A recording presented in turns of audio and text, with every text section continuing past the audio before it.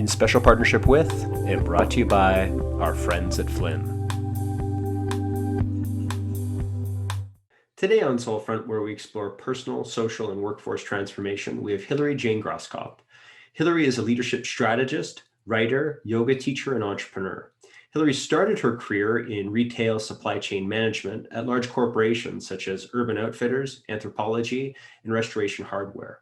After realizing that many leaders at all levels lack the action-oriented guidance and exercises they need to lead successfully, she wrote and published her first guidebook, Awake Leadership, a system for leading with clarity and creativity. Hilary's first book was followed by two more, Awake Ethics, published in 2018, and her recently released 2020 book entitled Awake Apprentice, a system for transforming your job into a creative career. Today, we explore her three books and dig into the Awake philosophy for work.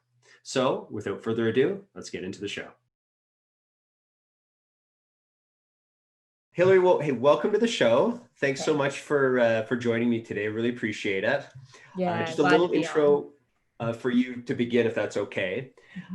You are a leadership strategist, writer, yoga teacher, and entrepreneur. You have founded Awake Leadership Solutions to educate, inspire leaders seeking a more mindful, ethical, and creative leadership practices. You started your career in supply chain management, but after recognizing that many leaders kind of lack this action-oriented guidance and exercises to lead, you wrote and published your first guidebook, Awake Leadership, in 2017. Your book was followed by two more, Awake Ethics, published in 2018, and your recently released 2020 book entitled Awake Apprentice, a system for transforming your job into a creative career. So today we're going to explore the three books and dig into the Awake philosophy for work. But to start, again, thanks, Hilary, for just taking part in the show. Yeah, thanks so much. I'm glad to be here. Yeah. So to start, I'd like to ask, what does it mean to be awake in business? All three of your books, like Awake Leadership, Awake Ethics, Awake Apprentice, use the word. Can you elaborate on it for us? Yeah, so to be awake, I think a lot of people have heard this word, whether it's used in sort of a spiritual sense or yoga philosophy, but really to be awake to me means to be aware. That's sort of the closest word that I think of when I think of the word awake. And I think in our modern work environments, when you go to a day in work or you're planning for your next week, you get into that activity and you get caught up, right, in the day to day, like doing this and that, your task list, conversations, people, now video calls, and you sort of lose that awareness of what you're really doing, why you're doing it, or how you're doing it, and the impacts, right? So working in a more awake way really means working with awareness of what you're doing, why you're doing it, and the impacts of what you're doing and why. So I think awareness is really the closest word, and working in a more aware way. So my books, both the guidance and the exercises, really help people to awaken or become awake in their work and their life. Yeah. When I think of the word awake, I think of awareness, consciousness, intentionality. And it seems to be this reoccurring theme I find in your books, the idea of slowing down to move fast. Right. Is taking the time to slow down and understand, like, before acting, like a key theme in your book series? Yeah, totally. I mean, that's a great point, is that there is, for a lot of people, especially in the working world and in business, a contradiction somewhat, right? Between, if I'm more awake or taking this kind of slow or intentional, which it seems that way, approach, aren't I not as productive or not progressing as quickly as my competition or as other people? And the points I try to make in my books are actually, as you mentioned, when you do these exercises, kind of slow down and become more aware of how you're doing things and why, and consider other options, in some cases, to change your ways to better ways, you actually do become more productive. So exactly, it's really slowing down to move faster in maybe the right direction, or working in a better way by doing some of these exercises and following some of the guidance in the books. Yeah. I also noticed you really had a passion for answering the how in your books, and you have some great tools, great resources and exercises for your readers. Why is answering the how so important to you in these guidebooks? Yeah. So when I joined the corporate world a little over 10 years ago, I started working in retail, logistics, and supply chain for companies like Urban Outfitters, Restoration Hardware, Anthropologie, and some other smaller companies as well. I really found that leaders, when I was a team member, even my leaders, I had some great leaders and I had other leaders that I felt really lacked the how in just how to lead a team or how to really engage in teamwork and team dynamics. And there's a lot of, when I became a leader, I found that there's a lot of theoretical guidance out there. You know, you can read people's biographies and there's great quotes, which are helpful and motivating and inspiring. But I really lacked the how to actually lead a team. So I was wondering, you know, when I have to show up in the office on a Monday morning and align my team and get them motivated and give them direction or delegate, how do I really do that, you know, in action? So when I became a leader, my first year or so, I started to develop these exercises that are in the Awake Leadership Guidebook because I really needed a how to lead my team with specific exercises. So I'm very action oriented. I think it's because of my background as well as an engineer. My education is mostly in engineering. So I like systems and very task oriented or operational, very efficient kind of ways of doing things. Mhm. And also yoga, right? I'm also a yogi. So the yoga practice is very how to in terms of being mindful with your health, your body, your mind. So yeah, I really appreciate the inspiring and the kind of theoretical guidance that's out there, but I like bringing it down to a how to in action for people to really use. Yeah, and I love that practicality. Like Mhm. in your books, you speak to the suffering we all experience from that poor leadership, poor organizational culture, Mm. the suffering from the lack of opportunities to personally and grow professionally, Mhm. craving opportunities to be creative, and being uninspired. It can be exhausting day to day, like if you're in that environment. When you talked in the books, like reflecting on your own career, you noticed that events unfolded in this way because you had taken opportunities that didn't quite add up to a meaningful and engaging work Mhm. experience. Like, Mhm. what was your awake moment? Like, when did you realize you needed to change? Yeah, I think I've had a couple awake moments in my life. I didn't really have one like all eye-opening. I think I'll mention one or two here. I think one was definitely when I was in college in engineering school. I went to engineering school for a couple different reasons. I was really good at science and math, so I was doing things that I was good at. A lot of advisors, like in school, parents told me, you know, that's a great career to follow. Go ahead and do that. And it was all good, you know, guidance and advice. But when I got to engineering school, I realized I really wasn't able to be as creative as I wanted to. And when I was looking for internships and jobs, none of the careers that came out of that in terms of impact, right, on society or other people really spoke to me as something I was interested in. So luckily during engineering school, I needed a break from campus and a break from all the schoolwork. So I found yoga through a Groupon.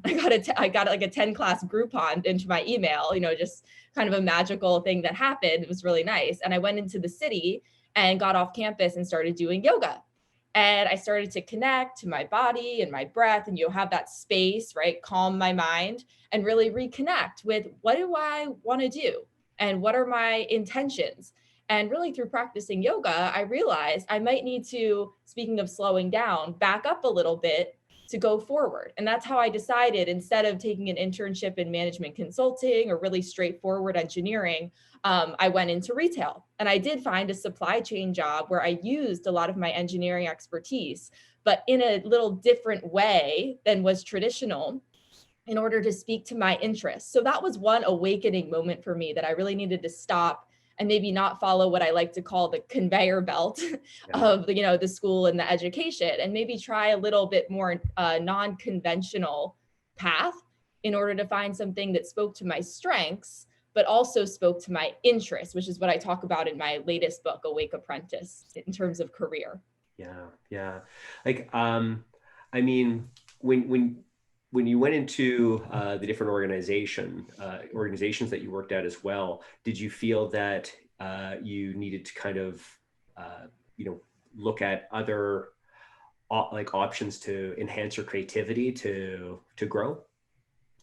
Yeah, yeah, totally. So I definitely got into different types of projects. Once I started working, I found that I needed opportunities to grow in terms of special projects, meeting other people, even working on things outside of work that sort of spoke to my creative interests and needs. So yeah, always looking for ways to become more creative. And I think that came together, after 5 or 6 years in the corporate world when I realized these things I had mentioned about leadership, and I realized I was putting these exercises together as a leader. And that was really a way for me to be creative in terms of writing my first guidebook, Awake Leadership. So I had never thought of becoming an author or writing a book ever before. I was really a straightforward engineer, a very business kind of operational person. But Hmm. I think after I had the idea for these leadership exercises and system, yeah, I decided to go for it and become an author, and that really spoke to some of my newer creative interests that were evolving over time. Yeah, like thinking about Awake Leadership, your first book. Like Mhm. I read that the positive impact of visionary leadership breaks down when middle managers aren't aligned with a top management's strategic vision. Like it can Totally. cause strategic change efforts to slow down or fail. In your Mhm. first book, Awake Leadership, you talked about the importance of one's leadership philosophy and connecting it to the vision. Can you Mhm. tell us some practical things an organization can do to successfully integrate their vision?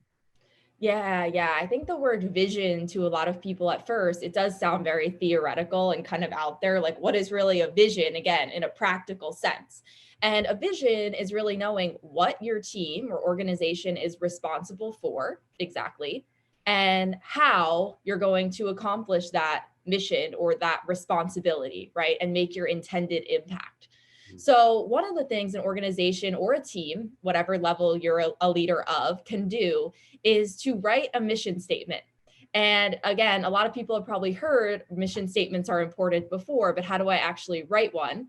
And a mission statement is really important because it does unite your organization or team around what your intended impact or intention is and how you actually do that. And this alignment's so important because once you start delegating and creating tasks for people, you can always go back to that mission statement, and people can really understand why they're being asked to do what they're being asked to do and what it's really adding up to or going toward. Because as a team member, when you're just responsible for one very narrow or small area, right, of the team's responsibilities, it's sometimes hard to keep track of like what the bigger picture is or the bigger mission. Like, why am I doing this? But when team members that have a very specific responsibility and aren't so high level can actually connect back to a mission statement every week in a team meeting, or just if it's posted in the office or in a newsletter to your team, they can connect back to, oh, I'm doing these few tasks, but they're really important to the overall mission and impact. So I think a mission statement is one. I'll mention one other thing here for vision, and that is making tasks really clear. In the book, I mentioned an exercise that's called role mapping that has become pretty popular on the web through some articles that I've written. And a role map is a mind map or a concept map. So it's a visual representation of what someone is responsible for in their role. So this role map has different branches or areas like operational tasks, projects, KPIs, partners. And by outlining this in a visual way for each of your team members, they can really understand their ongoing responsibilities, projects, and KPIs, and they can update it with you so that you're aligned together, the leader and the team member, as to exactly what they're responsible for. Because when I joined the corporate world, I was so surprised at how a lot of people really don't know what they're responsible for at any given Sure. time, right? It gets lost in translation a lot. And the role map really creates organization and peace of mind for people as to what their personal vision is at any point in time. Yeah, being able to see it at every different spot in the organization and just Yeah. have more clarity around it. Like in your experience, like what's the greatest stumbling block when it comes to implementing a successful vision? Yeah, that's a great question. So there's a lot of different stumbling blocks that could happen. I found that a lot of people, especially in this remote environment, find that communication is actually a stumbling block. People are getting so many emails, so many messages, have so many meetings that a lot of times leaders don't follow up or follow through with what they commit to or what they communicate, right? Like they say, I'll get back to you about that, or we'll talk about that project, or we'll talk about your issue with that. And they don't actually follow up. So one more soft skills exercise in the book, that's probably the most important exercise in the whole book, it's very simple, but people look over, is the one-on-one meetings or touch base conversations between a leader and team member that are one-on-one every week. A lot of leaders fail to keep that one-on-one meeting every week with each team member because, another meeting conflicts or something comes up or they don't think they need to meet. But that one-on-one touch point with each team member is so important because team members always need to refresh on what their role map or their responsibilities are. They always have questions, and it's so important for creating that bond between the leader and the team member, that trust and mutual respect. So I think when you're trying to implement a vision, having one-on-one relationships with each of your team members is just so important for making sure your team members have the information and the resources they need to actually follow through on the vision and even connect with you to understand why they're doing what they're doing, right? As well as on that team level in team meetings. But I think a lot of leaders have team meetings, but they often overlook the importance of the one-on-one. Yeah, I can't even imagine just with, just the remoteness of work now, if you're not trying to create that consistency, like, Right. it's probably even harder if you're not keeping that consistent. Like Right. in your second book, Awake Ethics, Mhm. it stresses that leaders have a choice how to communicate and engage with others. They have a choice about how to show up in the world and the impact they make. And they have a choice to learn like key universal ethical guidelines that can improve the way they collaborate and the way they lead. How can ethics transform the work environment?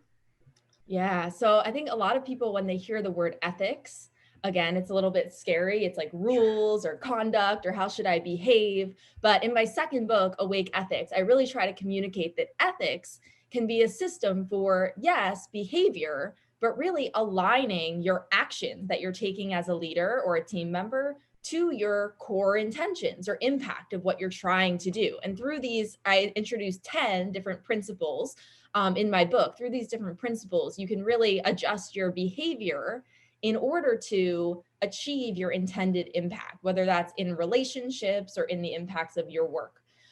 So ethics are really important because they can help organizations to achieve their intended impact while keeping those relationships internally peaceful. I Sure. mention in the book a lot about balancing peace and progress. And I think that a lot of organizations are really good at one or the other. They're great at progress, right? Really working really fast, productive, but sometimes that compromises the peace or the relationships within the company or the impacts on the environment or other community members, right? So some businesses that are really good at progress need the exercises in Awake Ethics in order to work on the peace aspect, in order to sustainably grow and stay alive as a business. And on the other side, some organizations are great at peace, right? They have great relationships, they're a harmonious environment to work, but they may not be progressing so well. So that's the other side of the coin in Awake Ethics, is that there are some exercises for how do you keep the peace in all those different aspects, but also actually make progress.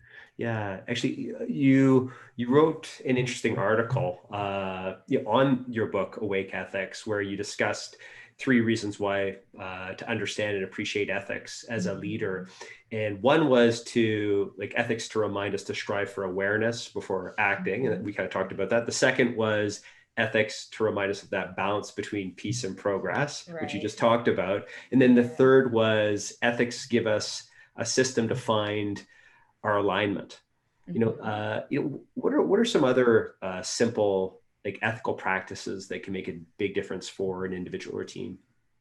Yeah, I think one in the book, my favorite principle, or at least one of my favorite principles in the book, is the principle of non-stealing. And the people that study yoga know this principle of non-stealing from other people.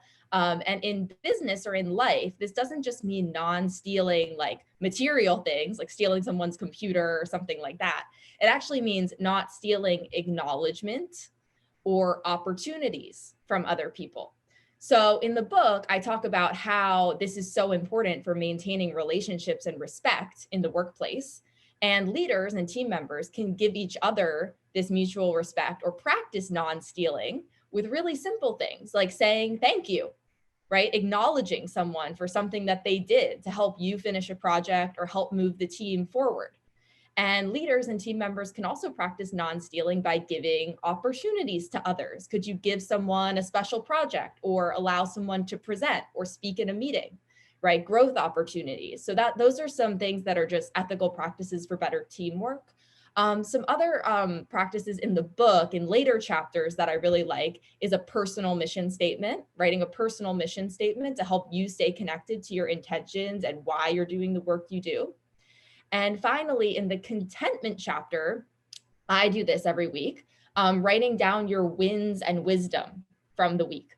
So practice of contentment is an ethical practice for moving forward.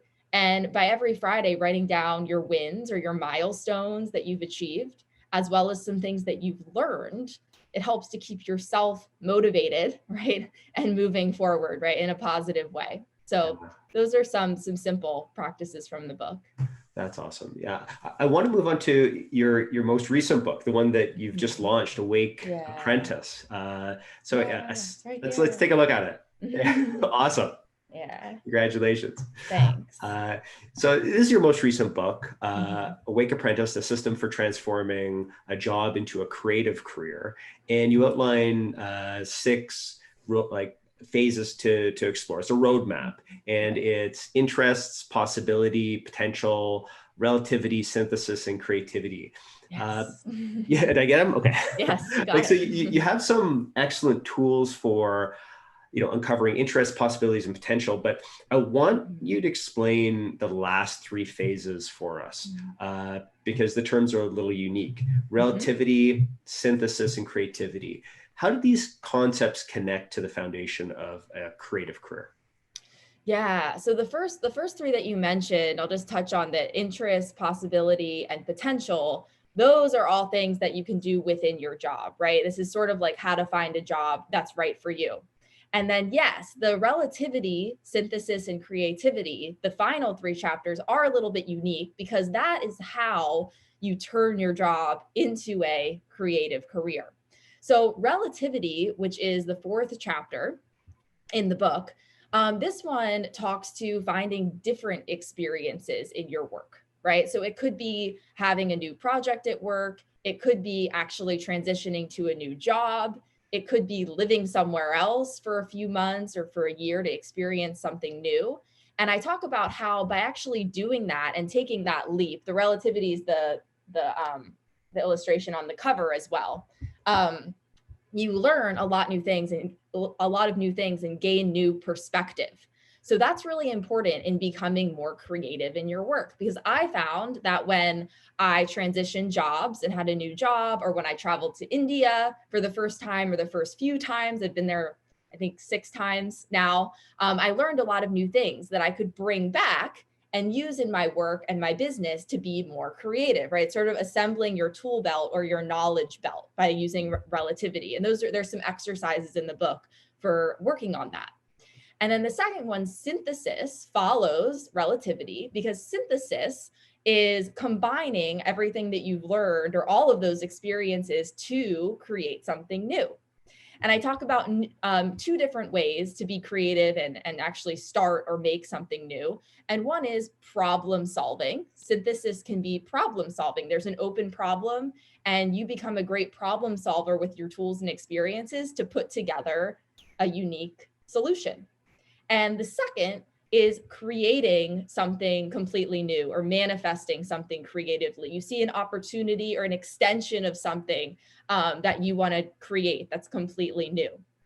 So in synthesis, I give some exercises for how to actually bring together your experiences and your knowledge to start solving problems and creating new things. And then finally, the last chapter, the sixth chapter, creativity, when we awaken our creativity, is manifesting those creations. I think a lot of people think about creativity as what I talked about in synthesis, like coming up with ideas. But the hardest part of creativity, and what I call creativity, is actually manifesting those ideas. How do you make them into something that people in the real world can use and benefit from and enjoy, as well as yourself? So in the creativity chapter, there's 6 exercises for how to actually manifest your creation, whether it's, yes, a book or a business or an event, whatever it is, something new, or how to solve a problem at work. How do you actually manifest and create something from those ideas that you came up with in the synthesis chapter? So it's like a full circle kind of creative journey by the end. That's cool.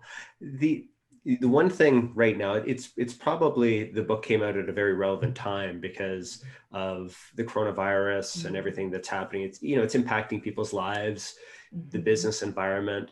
How do you see the Awake Apprentice concepts applying to this environment where we have high unemployment and more job uncertainty? Yeah. Awake Apprentice was supposed to come out even earlier this year, like spring, summer. And when the coronavirus really hit, in the spring or a little later in the spring, I sort of froze and was like, is this a good time to put out a book? Because everyone's so preoccupied and, there's kind of chaos going on everywhere, and the media is kind of flooded with the pandemic and everything else. And then after a few months, I kept working on the book and putting the finishing touches on it slowly, kind of frozen, but slowly but surely. And then I realized, there is a big disruption to the job market. People are questioning their careers. People are seeking new jobs. This is exactly the book that a lot of people probably need, whether they need to look for a new job, whether they're graduating from school or college and want to think about what kind of career they should go into, whether people in their current jobs don't like it so much anymore, maybe because it's remote, or maybe because they just want to move on and they want to think about, how should I move on? Do I want to start my own creative side project or venture? So I think this book is really a 360 journey of looking at what jobs are out there for me and how do I find a job that really aligns with my interests, but also fulfills my needs for support or possibility and my potential. How can I grow? As well as, how do I consider my creative potential? What could I do more creatively when I find that new job? How can I be creative in coming up with new solutions and adding value? Or should I consider either starting my own side project or my own venture? How can I tap into my creativity? So it answers a lot of these questions. And I think it speaks to what, a lot of people are going through right now. This year is a lot of like, throw everything up in the air and see where it lands. So this kind of gives us structure and some guidance with prompts and exercises for taking all of this experience and this kind of chaos that's going on and actually formalizing it into, okay, how can I process this, right, in order to come out on the other side stronger and in a direction that I feel confident and happy about.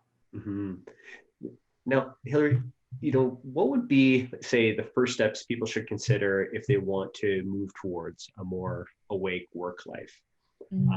Where should they start? You have Awake Leadership, Awake Ethics, Awake Apprentice now. Where can somebody start? Yeah, I mean, of course, they can start by exploring the 3 books and seeing which one speaks to them right now, whether they're a leader or they're looking for more personal growth or they're looking for more career development. Each of the books speaks to one of those different areas. And whether you read one of my books for that, or you find another book that speaks to something that, you're going through right now, reading is actually a great practice for awareness and kind of slowing down to process things you're going through. And it can almost be like a conversation with the author, right? That's what I love about books, is that it really is an awakening experience because you can move through it at your own pace, but it's sort of like having a conversation with the author. Like I always make notes in books because I'm like responding to what the author's saying and just becoming more aware of my own experience. So actually pausing to read a book for 30 minutes a day or a few hours a week is a great way to become more awake and practice awareness of what you're actually going through.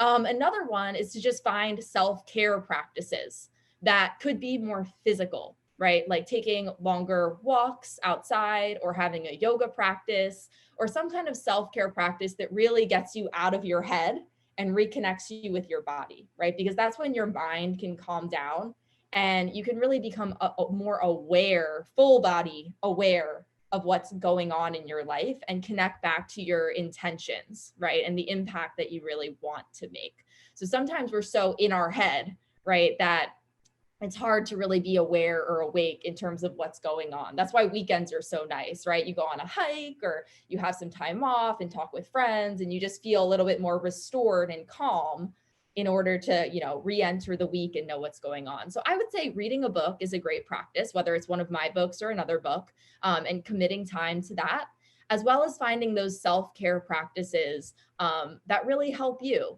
to, calm down your mind and, restore and refresh. Yeah. Hilary, I've really enjoyed our conversation. To end, I'd just like to ask, what would be a core message for organizational leaders and what they can take away from the Awake book series? Yeah, I always like to go back to my Awake Ethics book, my second book that I had mentioned before in terms of balancing peace and progress. I think everyone in general, and especially this year, really needs to think about that message in terms of how do they as a person in their work in their life, and how do they maybe as a leader of an organization as well, how does their organization balance peace with progress? And I have more prompts that talk about, how to analyze that or think about that in my book. But I think thinking about how you in your work and life balance peace and progress is a good one to take away as a prompt. Yeah, I really like it. Hilary, thanks so much for taking the time to be on the show today. I really enjoyed it. Thanks so much, Scotty. It was fun to be on. Thank you. Thank you for your support. Please remember to click subscribe so we can bring you more remarkable interviews with extraordinary leaders.